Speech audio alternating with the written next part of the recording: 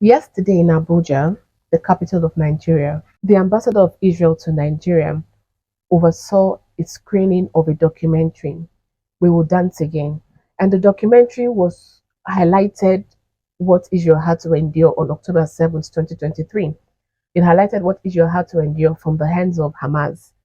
But after the screening, the ambassador of Israel to Nigeria made some very interesting statements where he mentioned that Iran is behind terrorism in Nigeria.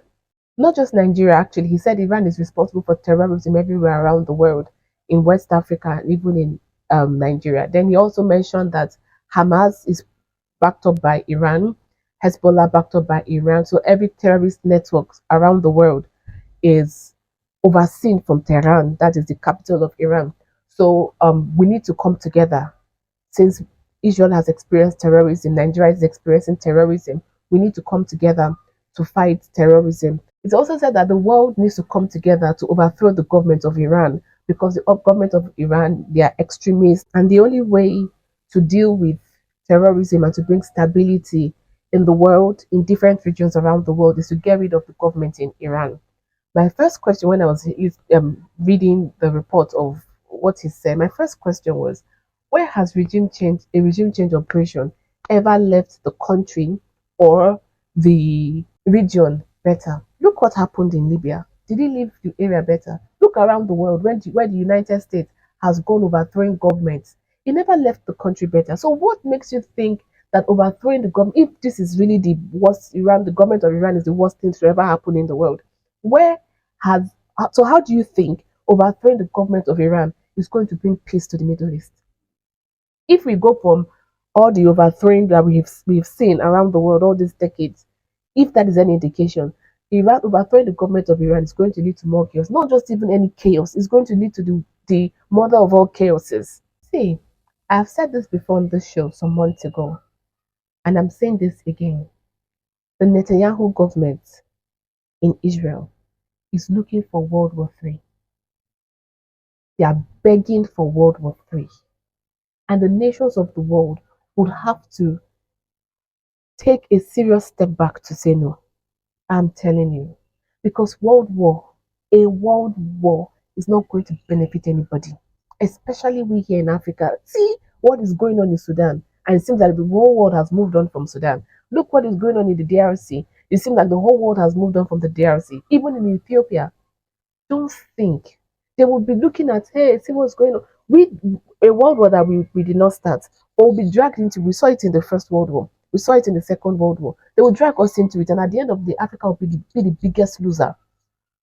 We have more to lose because if a war happens now, breaks out on a global scale, everything about development, you just have to put that at the back seat because war is only destruction. So we who are just trying to claw our way out of poverty, what would send us back 100 years. Don't think. So the most important thing anybody can do is to rein in the Netanyahu government, is to make it difficult for them to get a world war. Okay, look at one of the funniest thing I've seen so far.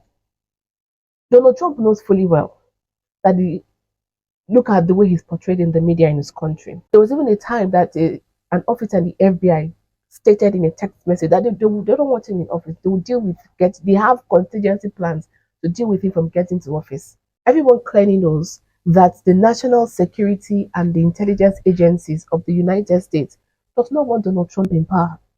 The way they have used lawfare to come out against him, the way they've frustrated him at every turn, through impeachment, even assassination attempts. Everyone knows who the enemy of Donald Trump is. Yet, during the campaign, after I believe it was after the second assassination attempt or so, it was after the second assassination attempt or so, he tweeted that Iran is trying to kill him, that Iran is behind the assassination attempt on his life. And I'm like, Donald Trump, are you kidding me? I don't think you, of all people, you don't believe that. When he went on the Flagrant podcast, and they asked him about the assassination attempt, he said it was Iran. When he was on Joe Rogan, he insinuated that it was Iran. And me in Nigeria, who is way thousands of miles away from the United States, I know Iran is not trying to kill Trump. What is going on is they are looking for war with Iran. And seeing that Donald Trump has just been pulled into this thing as if he doesn't even have any, when it comes to what to the Middle East, as if he doesn't have any agency. He doesn't even know how to say no. Now look, and it wasn't just in Nigeria that this movie was screened. I believe that most Israeli embassies in different countries have done this screening. This is propaganda. They are trying to manufacture consent for a World War III. They are trying to manufacture consent for a third world war that is not in the benefit of Africa. Iran, we know Iran is not trying to kill Trump. But look at Biden. Biden that unleashed his Justice Department against Donald Trump to throw him in jail, that took his mug shots. It is the Biden that has now filed a motion against Iran for attempting to assassinate Trump. Are you people seeing what I'm seeing? Are you people seeing what I'm seeing? If Israel's embassies around the world are popping up and trying to manufacture consent for a third world war to go to war with Iran, Africa, I've said this before, I'm saying this again. We have the most to lose of all the regions on the planet. Of all the regions of the planet, Africa will be the biggest loser. So it is in our interest to say no, we do not want a war.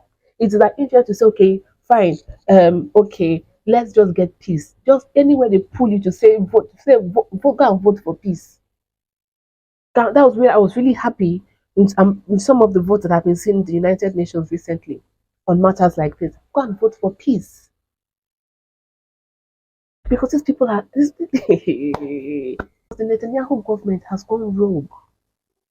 Maybe he feels that he just fired his defense minister, Yaland. Yeah, yes, he just fired his defense minister. So that even shows you that there's a break-in, there is real disagreement going on within the government. So right now, Netanyahu is literally fighting for his political standing. So in his mind, maybe a third world war is going to salvage his political standing. But it might, I don't know if it will help him. I don't know. I can't say. Because by the time bombs start flying, nobody is thinking straight. By the time bombs start, they have bunkers to hide. We don't have bunkers to hide in. We don't have bunkers to hide in. They came to tell us to to give consent to overthrow Iran's leadership. How, like, just think of it. Think of the ridiculousness of this thing. Please think of it. That a diplomat will come to this country where he's serving, will come to that country and tell them, let's work together to overthrow the government of another country. When did this become foreign policy? When did this become okay in international relations to be talking about overthrowing government of another country that the country has diplomatic relations with? Nigeria has diplomatic relations with Iran. Nigeria has diplomatic relations with Israel. So think about the ridiculousness of this thing. Where the government of Israel says, "Come, let us overthrow the government of Jesus." This thing is very dangerous. Africa, don't get pulled into it. Don't get pulled into it, Africa. This thing is very dangerous because when the bombs start flying, nobody is here to help us. If you are not sure, look what is going on in Sudan. Look what is going on in the DRC. If you are not sure, Africa has been for a very long time now. Okay, look at Somalia. Somalia, everybody has even forgotten that something has been going on in Somalia for over 30 years. Look at Somalia. So don't think that the people who are pulling you to manufacture consent for war, the people who are pulling you to say, yes, let us go and be bombing, those people who are pulling you, don't think that when the bombs start flying, they will be there to help you. They will not be there. History has showed us the First World War and the Second World War, Africa was the biggest loser. Africa lost. In the last two world wars that took place, Africa lost. Africa, yes, Germany lost a lot, but look at Germany now. Germany that was the bad guy in the two wars. Look at Germany today. Germany is industrialized. Germany's what they call it, Germany's GDP is in trillions and trillions of dollars. So it's a big. It doesn't look like it went through a war. It doesn't even look like it lost two world wars. See, we in Africa, we are still trying to have 247 power. We are still trying to have food for our population. You dare go to war. You want to dare to go to war. You want to dare to give consent for a global war.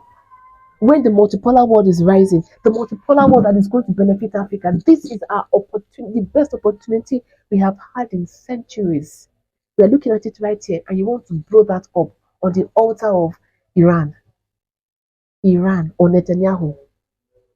You want to blow that up because of Netanyahu. You better start thinking of self-preservation in Africa. You better start thinking of self-preservation.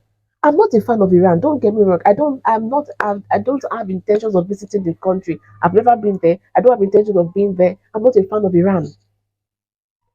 I'm not. There's nothing about Iran that is making me want to be so happy. No, that's making me want to go there and no. I'm not. But I am a fan of self-preservation.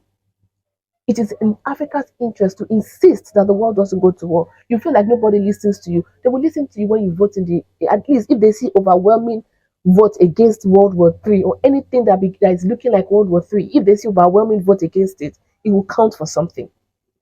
Let us start from there. Like I said, the multipolar world is emerging and Africa is going to benefit in this multipolar world.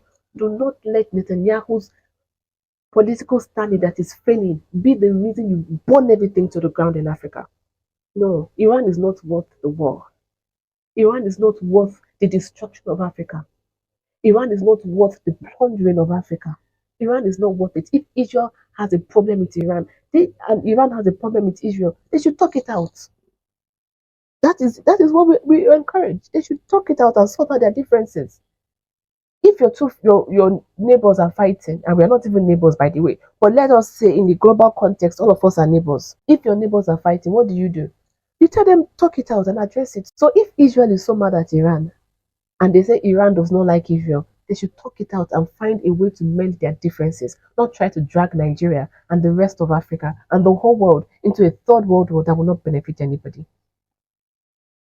So let me know what you think with this accusation from the ambassador of Israel to Nigeria that Iran is responsible for the terrorism taking place in Nigeria now and around the world. Iran is the headquarters of funding of terrorism. Let me know what you think about that in the comment section below. And also let me know what you think about this whole drive, this whole annoying thirst for a world war that doesn't benefit anyone. Share your opinion with me in the comment section below. Don't forget to like this video, subscribe to this channel, and share this video so that more people can hear what is going on, that they are trying to manufacture consent in Africa for a third world war. Let me know what you think about that in the comment section below.